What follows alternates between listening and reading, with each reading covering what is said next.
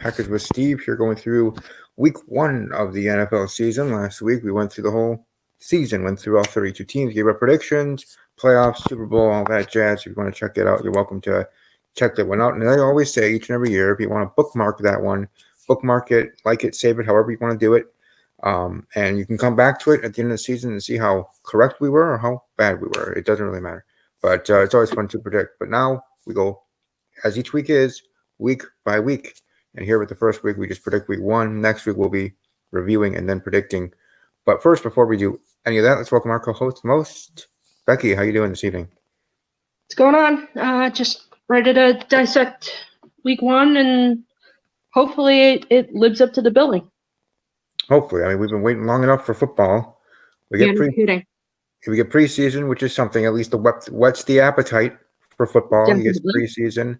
I also enjoy watching some Canadian football that's on ESPN during the off season and stuff like that. Get you back in the swing of things. But now, real football, real regular season games. All 32 teams, all their fan bases thinking that this year can be their year. Things can be changed. Good, bad, and ugly. Otherwise, and I know that's the case.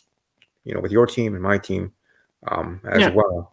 But anyways, let's go through week 1, and we'll start with the first game, which is tomorrow night. Kickoff 7:20 p.m. local time, at least here, local time. 7:20 p.m. local time here in Wisconsin. The Packers facing off against the Chicago Bears. I had a call, so the sound cut off. I may have to go back in and out. Okay. I'm sorry. I know that I'm doing this on a phone, and I should be doing it on something else, but I'll be right back. Okay. Yeah, you do what you have to do. But excuse me. First game for this week, we got my team, the Packers, facing off against the Bears. Thursday night football, kicking off on NBC. Go Pack, go! Of course, want to see the Packers do well, win the game. I do think it's going to be a close game in regards to have a Chicago defense, Chicago defending NFC champions. I think with all that, definitely will be able to have a close game there. I guess I'll get my prediction first since I was rambling about it. I'm gonna go with the Packers getting the win on the road, beating the Bears, starting off the 2019 season off hot for the Packers, let alone the kickoff of the entire season for the NFL. Packers over Bears 23-20. Their last second field goal, close game there. But how do you see it for Thursday night? And who do you have winning? I have Bears over Packers. I think it's going to be a defensive battle. I don't think Aaron Rodgers is going to be able to take to the air as he normally does, because I think Khalil Mack is going to be in his face for 90% of the game. I'm thinking more like 17-13, 13-6 around there. But I think it's going to be Bears over the Pack. And I'm not just being contrarian because you're a Packers fan. I just think the Bears have a stronger defensive front than the Packers have their O-line. No, hey, that's fine. I won't. Obviously, I won't be the same in regards to your Cowboys. If I feel they're going to win, they're going to win. I pick them. If I don't, then I won't.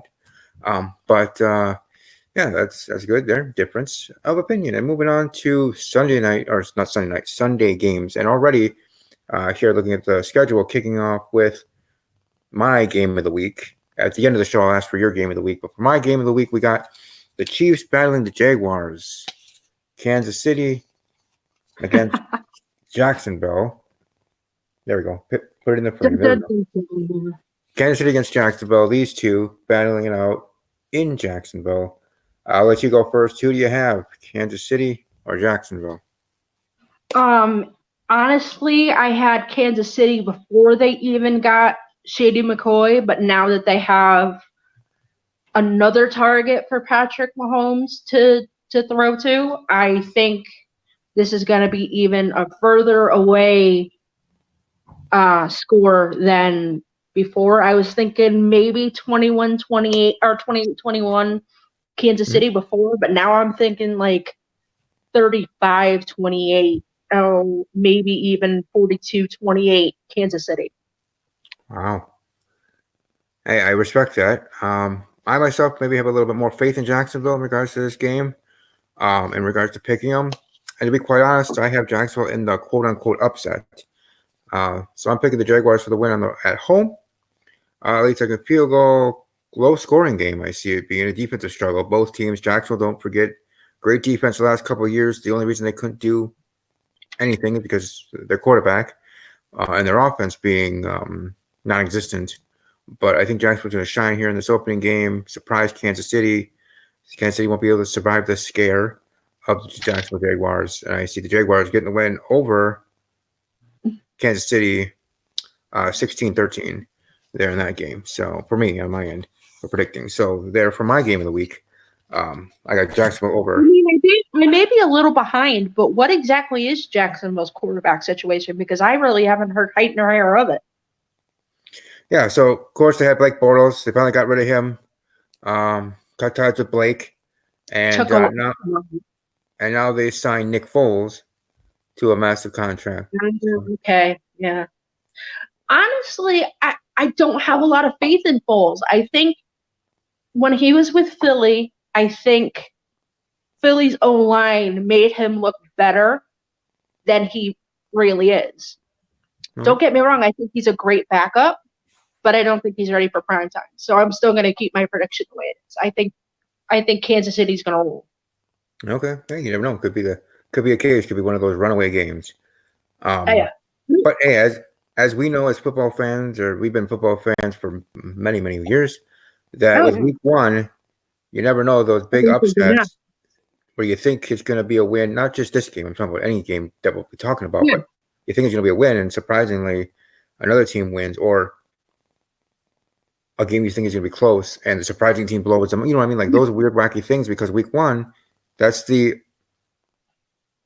ultimate time for a trap game because it's the first week and no one's used to what the other team is for this season. They know their past, they know, stuff like that, but not this season. That, and as far as fans go, we're still going on the word of what the talking heads say. And I'm not just talking about people like us. I'm talking about, even people who have been around the game, for years and years. They're still going by what analysts think. Mm-hmm. And a lot of teams are using what analysts think as bulletin board material, and they're going to use that as the fuel to the fire to actually be like, you know what, let's prove these guys wrong. True, especially with some franchises over others, and some things that I've seen from analysts from some shows, different networks. Speaking of, I know just a quick thing about wrestling, but it kind of relates. Football and wrestling are both going to be on Fox now. And I did see on TV on Fox that they had a first promo for the WWE Smackdown Friday Live, or Smackdown on Fridays, and that new logo and everything. But that commercial was actually pretty dope, talking about how we're all wrestling fans, athletes, celebrities, regular people, this and that. They showed even stuff from Bills tailgates, Buffalo Bills doing wrestling moves at their tailgates. So they just kind of show through that in because, hey, Fox football. So I don't know if you've seen it yet, but I have. Yeah, that first promo that I saw while I was watching Big Bang Theory here, that I saw the promo for Thursday night or Friday night SmackDown, and how they did it and how they promoted it with the tagline "We're all wrestling fans," sort of thing. Than just how wrestling fans get bad raps of who they are, or the what's that word? Stereotype. I think the word is stereotyping wrestling fans. I think they're also trying to elevate it because a lot of non-wrestling fans think that wrestling is like, oh, that's so cheap, that's so stupid, blah, blah, blah. Oh, and Fox is trying to upgrade it and put it on the same echelon as football because football is one of Fox's most popular properties. So they're trying to let WWE piggyback off of that. I just wanted to bring that up because I was thinking about it because it was a pretty dang well done first promo for SmackDown, at least on television. And honestly, I think they're going the right way with it, marrying the NFL with the wrestling, because it's going to be sports for I think either Friday or Thursday up until Monday on Fox. Because you're going to have SmackDown, college football NFL football, and then it'll be Monday. Mm-hmm. So they're gonna try and promote that block as much as they can because that's pretty much gonna be their moneymaker. And actually, I think for Fox, they have a Thursday to Sunday because Monday night was with ESPN. But I know what you mean for fans. No, but I mean, I didn't mean that they're hosting the Monday night game. No, I know you meant for fans. Right. But I'm only bringing that up is because Thursday is Thursday. That's Fox, right. Fox does have Thursday night football now. That's right. You're right. Fox NFL Network because I don't have NFL Network yet. So I think the NFL or the networks or whoever thought of this idea to put it on free network, free network cable to have it for people like me and others that don't have the network for whatever their reasons are. Some is financial, some they just don't want it. But thanks for the people that are watching live. Welcome to give your predictions or thoughts on what we're talking about. Yeah, it's going to be very interesting to see in regards to that. But back to the task at hand, back to week one. The next game, starting the slew of noon games, we have the battle in Minnesota. The Atlanta Falcons battling the Minnesota Vikings, and I'll let you take it first. Who you have, or how do you see this game going, and who you have for the W? I like the Vikings, and it's not just because of what talking heads have said. I think, and honestly, I think it's going to be the Vikings defense that win it for them. I think Julio Jones isn't going to be able to do as much on the ground. And I don't think Matt Ryan, as good as Matt Ryan is, I don't think he's going to have the targeting that he once was. Because I'm pretty sure that there have been some roster moves as far as Atlanta's concerned. Mm-hmm. So like I said, I think it's going to be Minnesota's defense that pulls it through.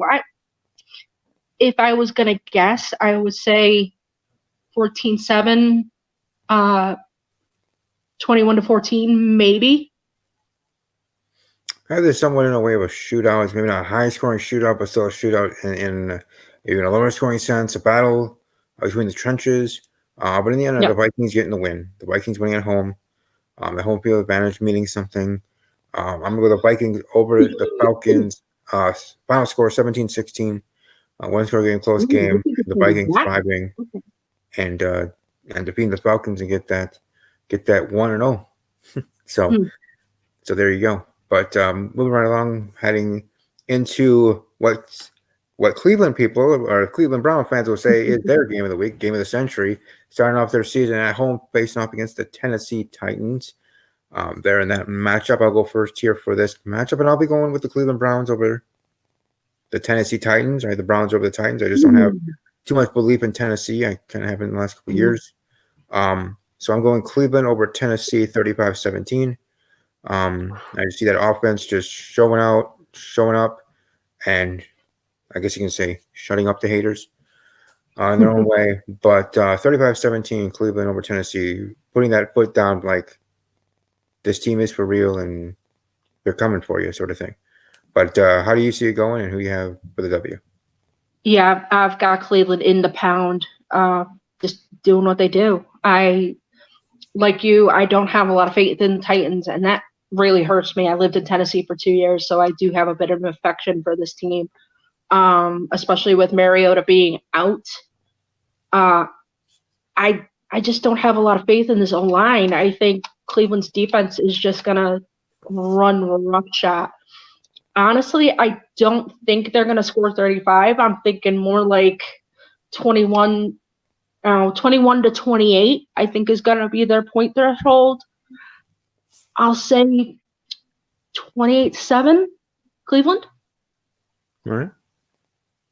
Now, you want to talk about a low-scoring matchup. You want to talk about a game that may not be the red zone go-to on the red zone channel or anything like that. But this game could be a surprise in another way. It is, as most of these games, not all, but most of these games are divisional games.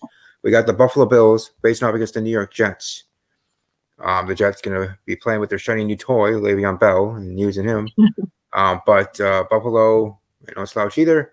I'll let you go first here in this matchup. But like I said, for me, just already saying, I think it's going to be may not be game of the week, but it's certainly going to be interesting for other reasons. But what say you for this matchup?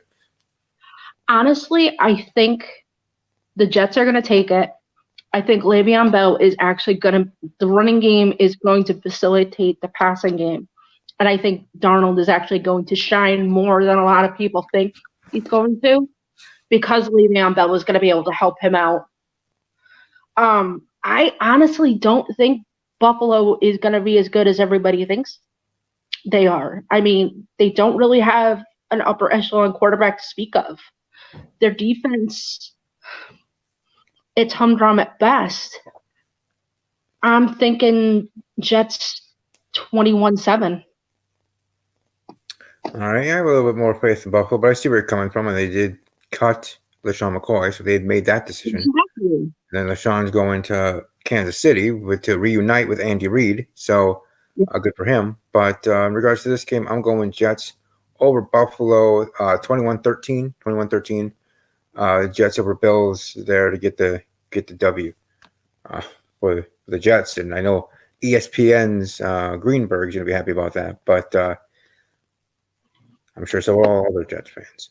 Just like for the Browns, Dolph Ziggler and The Miz, for the Browns. So, celebrities in regards to their football teams. What were you going to say?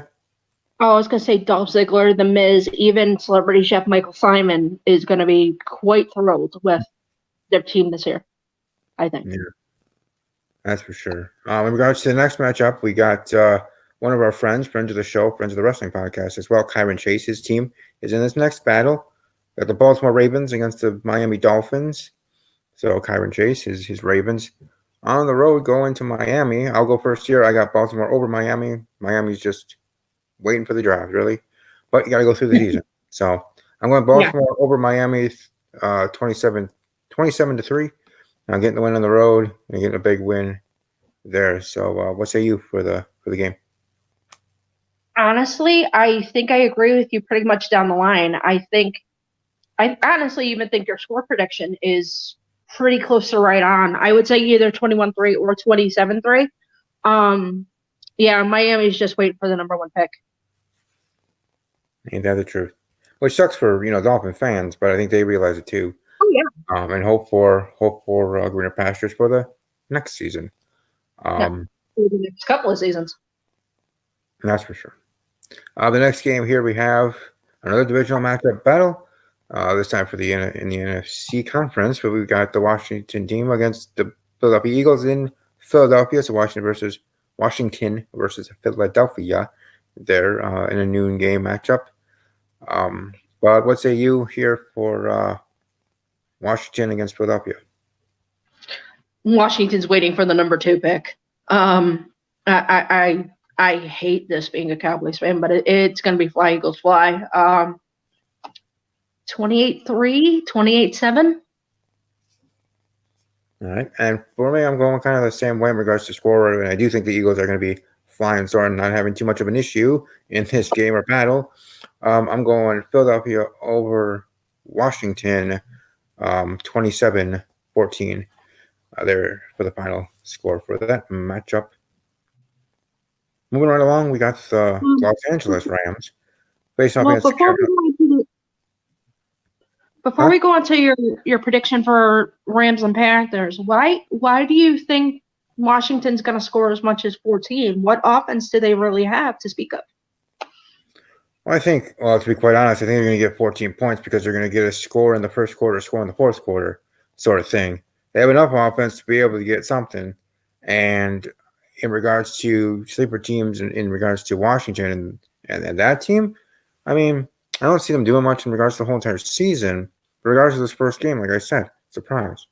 And I think Washington is going to have fun up the creek. So I think, if anything, they're going to be able to, they'll be able to get to 14, 13 points. So that's I think where I'm. It's a little misplaced, but we'll see.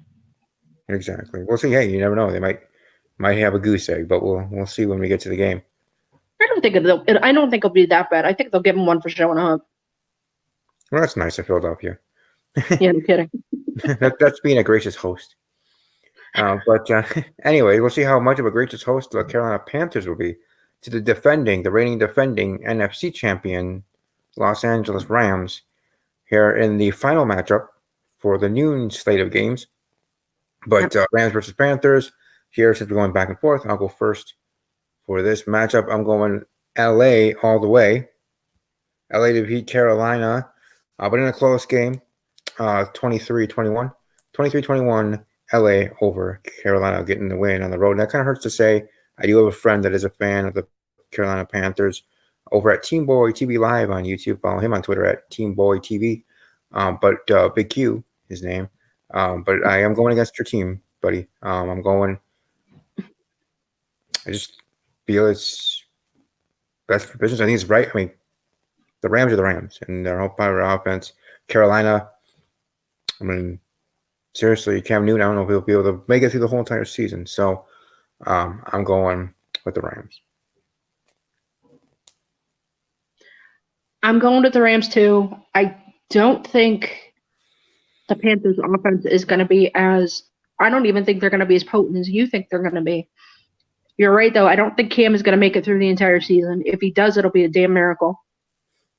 I'm thinking maybe, 28-7, 35-7. There you go. They're going to be a high-powered offense until I see otherwise.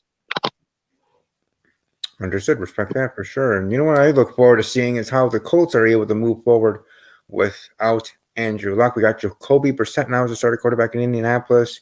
I even in my predictions last week in regards to the record feel that I have some faith in him, feel that he can take this team at least to the playoffs, not sniff the playoffs, and the Colts actually surprising the league because once Andrew retired, everybody thought they ain't going anywhere. But the Colts against the Chargers in LA. I'll let you go first here. Who do you have for the W, and how do you see this game shaping up? I like the Chargers. I like Phillip Rivers until they show me differently. And honestly, I don't think the Colts defense is ready for Phillip Rivers. I'm thinking 21-7. I'm going with you in regards to LA over Indianapolis. But again, in regards to what I was talking about earlier in regards to Jacksonville and Nick Foles showing out, I see Jacoby Brissett shining there. As a starting quarterback, I see the Colts making this a close game. But I do see LA pulling it out in the end, surviving the quote-unquote scare that most or even LA Chargers fans may think in regards to, we're just facing Jacoby Brissett. You should be taking him very seriously. But I'm going with the LA Chargers over the Indianapolis Colts, 27-23. Chargers over Colts. They're in a slobber knocker of a matchup there for that game.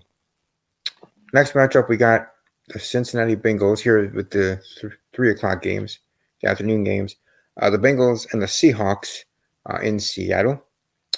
I'll go first here for the Seahawks. I'm going with the Seahawks over the Bengals, 35-7. I don't have any faith too much to say for Baltimore, so I'll simply just say that 35-7. Seattle. Who do you say for that game? I'm with you right down the line, even with the score prediction. I don't think that the Legion of Boom is there anymore, but I have a lot more faith in Russell Westbrook than Russell Wilson, excuse me. I'm thinking NBA here. I have a lot more faith in Russell Wilson than I do Andy Dalton. So, like I said, I even think your score prediction is pretty right on.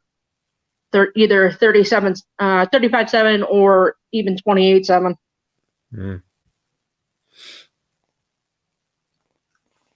Now here's going to be an interesting one. Here's one that's going to be in your wheelhouse, your game of interest. Now at the end of our predicting, like I said, I'll throw it to you and ask you for the game of the week. But as for myself, my rule for my show is that through the whole entire season, I can't pick my Packer game as game of the week. Because personally, it is every game is the game of the week for yourself because you're cheering on your team. But of course, so just so you know, when we get to the end of the show or whatever later on, that the Cowboy game, whether it was going to be or not, your game of the week, it can't be. But let's head to the Cowboy game. That seems fair. That seems fair to me. All right. Well, I appreciate that. The New York Football Giants. No, not Daniel Jones. Don't worry. You don't have to worry about Daniel Jones. Maybe the next time you guys face each other, you might, and that might put a scare in Dallas, but you just have to face Eli Manning, so you'll be good. But Giants against the Cowboys. I'll go first here for my prediction in this game. They signed Zeke, thank goodness. Dak, well, he's Dak, so I say Dak is a third-tier quarterback, third-tier level quarterback in the NFL. And I think that the Giants are going to put a scare in Dallas with Eli Manning, not Daniel Jones. But I see Dallas surviving. So I do see Dallas going to win, but I don't see it being as easy as some Cowboy fans think it's going to be easy against New York. So at least from what I've been hearing on Twitter and otherwise. Right. But I'm going with Dallas over New York in its own slobber knocker of a game, a low-scoring slobber knocker of a game because Dak and Eli. But I'm going 13-9, Dallas over the Giants. What say you? Honestly, even with them signing Zeke and everything else, I think he should have just shoved and played anyway. But honestly, this could be a 50-50 because New York always plays us tough. So honestly, I think it's going to even be closer than you think. I think it's going to be more like 14-13, and it might even go into OT. Mm-hmm. But I got to go with my boys. And besides, funny. We also don't have the threat of Beckham anymore. So there's that. Oh, don't worry. I didn't plan that. I actually was sneezing. Just so you know. But anyways, yeah, you don't have to worry about that. And like I said, you don't have to worry about the fear of the savior, Daniel Jones, coming in. But I don't understand why they think this kid is a savior. He is a rookie who came out of Duke. He's not exactly quarterback you. Oh, well, I'm just going by what taglines have been saying. The savior of New York. I'm a New York fan, for other sports. Trust me, we can have a touch of delusion. Yeah, I know, because I know the Mets thought that in the past. Our Mets fans. Mets. How's your brew crew doing? Oh, yeah, brew crew. We need to get our. Yeah, we just need to get right. But hey, at least we're still in the hunt. We could still get a wild card spot. Yeah, but can you really? Oh, I'd rather have Pete Alonso than Christian Yelich. No, I don't think you do. But anyway, okay. Do you know why I'd rather have Pete Alonso? Because he has something on his side that Christian Yelich doesn't. It's called youth. Yeah, he's going to be in the league a hell of a lot longer than Christian Yelich. It's called skill and dependability. So, excuse me? Do you want to talk about Christian Yelich and dependability? Here in the NFL, we get back to football. As you, dude, I could roast you right now, but I won't. It's all right. You guys can do it while you guys are watching the Brewers in the playoffs. Anyways, when that happens, let me know because they ain't doing it this year.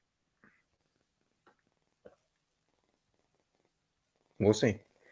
The only way that the Brewers are this is the last thing I'll say about it. The only way that the Brewers are going to the postseason if they buy tickets like everybody else.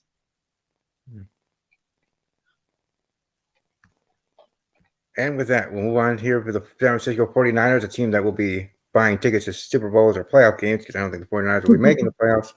Facing off against the Buccaneers, a team I think will be on the rise. I'm going to go first. I'm going to go with the Buccaneers over the 49ers here. See the Buccaneers, famous Jameis. Throwing out a little bit. I have Tampa Bay over. Tampa Bay getting the win. Getting the win in a close game. 17-13 final. Fire those cannons. Buccaneers get the win. What say you? See, I'm going completely opposite of you because I've seen Jameis play ball. I'm a Miami fan. I've seen him since his days at Florida State. So he's not exactly the most reliable arm within the league. He's very interception prone. So I think it's going to be Niners. I'll say 14-7. All right. Moving right along to another. Oh, damn it. There goes the sound again. That's all right. You're back. I'll be right back. Okay. Moving right on to the next game. If we go here, game maybe not of the week, but still an interesting game in its own right. They all should be. Come on, it's the NFL football. It's NFL football. It's all 32. You should respect all 32, is even though some may be better than others. But Detroit against Arizona in Arizona. That That's all right. Things happen. But anyways, Arizona against Detroit. I'll let you go first. Who do you have for the win in that interesting matchup in Arizona?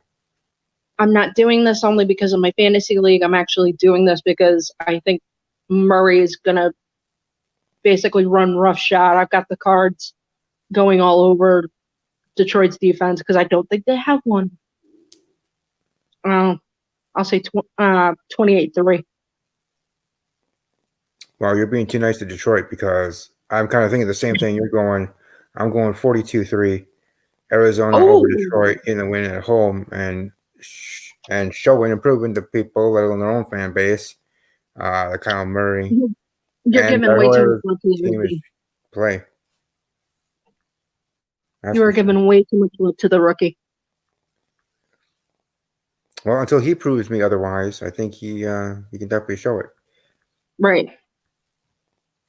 Now for the Sunday night game, Sunday Night Football on NBC, 7:20 p.m. kickoff local time here in Wisconsin.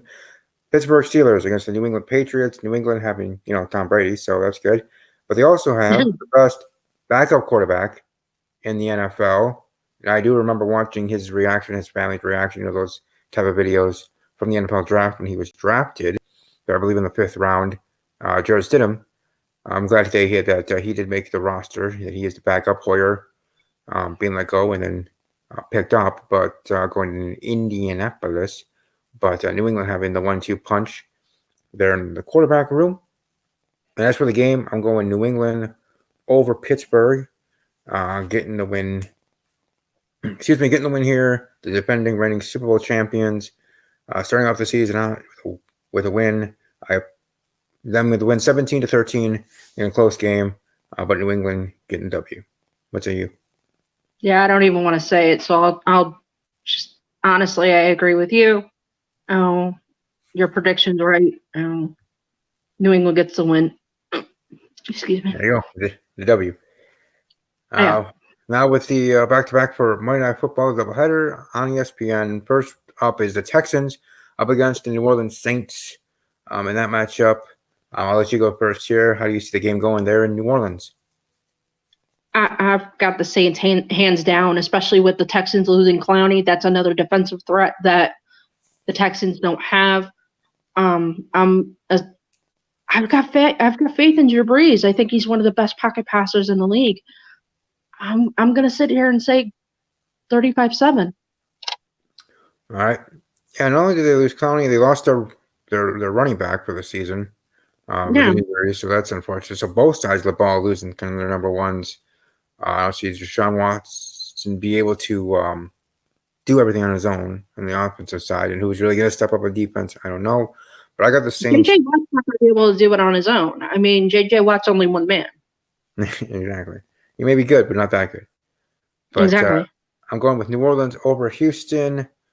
New Orleans over Houston, 28-10. Getting the win there for New Orleans.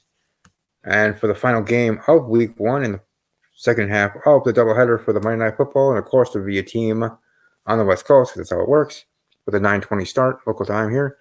Broncos versus Raiders in that matchup. There, I'll go first. I have, this is kind of a weird matchup in regards to Denver and their new quarterback, Oakland and their situation. But I'm going to go with Oakland over Denver here in a low-scoring matchup. I'm going 13-7, Oakland over Denver. Raiders over the Broncos. So the Raiders getting a win, starting 1-0. Obviously a good start for them. And Denver just trying to pick themselves up, moving on to Week 2. But what say you for the game? I am not making this pick because of who I'm engaged to. I'm not making this pick because of where I lay my head down at night. I'm making this pick because I actually think it's going to happen. I like the Raiders. They're more offensively potent. Denver's got a question at quarterback.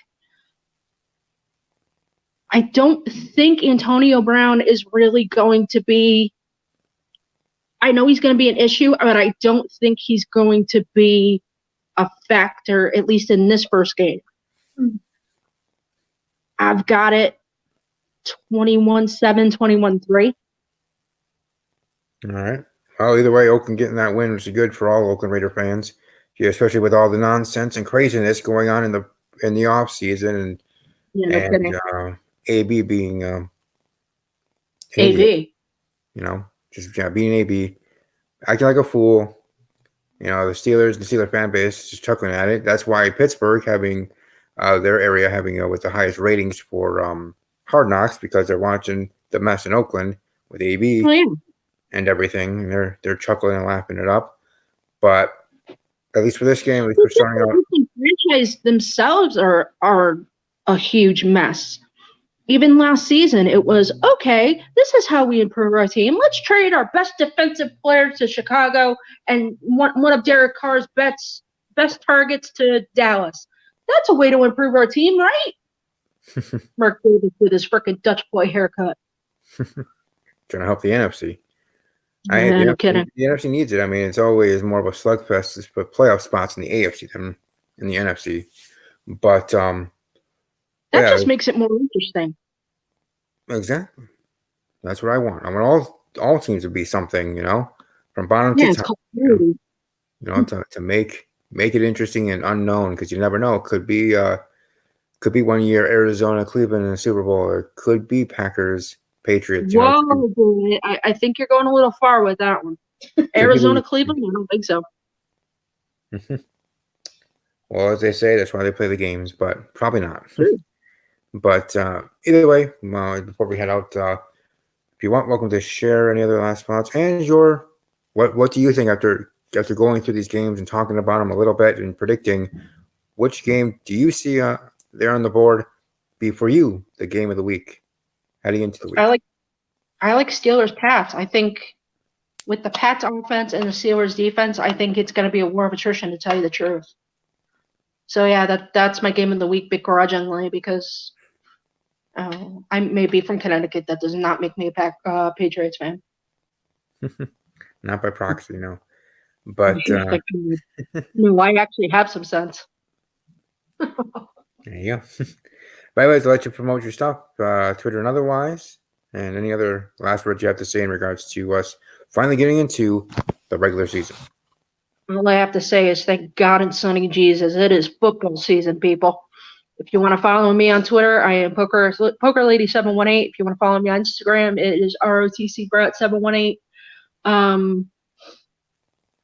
If you want to come say hi to me on Twitch when I'm Marty the Moth Casauce's Twitch channel, come say hi. I do not bite unless you ask me to. And for me, you're welcome to follow me on Twitter for the show at Talking_Packers, or my personal Twitter handle at Army_Strong_06. You can find me on Instagram at StephenK_06, on Snapchat, at StevieK_06. Also, you can find the fan page on Facebook. Just search Talking Packers with Steve, just like you can search Steve's Wrestling Ramble, and find the fan pages on Facebook. And like there, I'm trying to post more there, show episodes and other information for NFL and wrestling. But I think all that have watched live, thank you for coming through. And those watching the archive, if you are watching the archive, welcome to leave your comments in the comment section below, who you think's going to win, and other thoughts as well. Love to hear from you all. And again, hope you all have a great rest of your evening. We will be back tomorrow at some point doing Steve's Wrestling Ramble for Thursday, because of course I'll be busy in the evening with the Packer game, so my attention would not be focused on the show. So I want to make sure to have a good show. You want to be focused on your own show. So at some point during tomorrow we will have the Ramble, and then after that, moving forward heading into the weekend. But if the Ramble starts early, the Packers are losing. What did you say?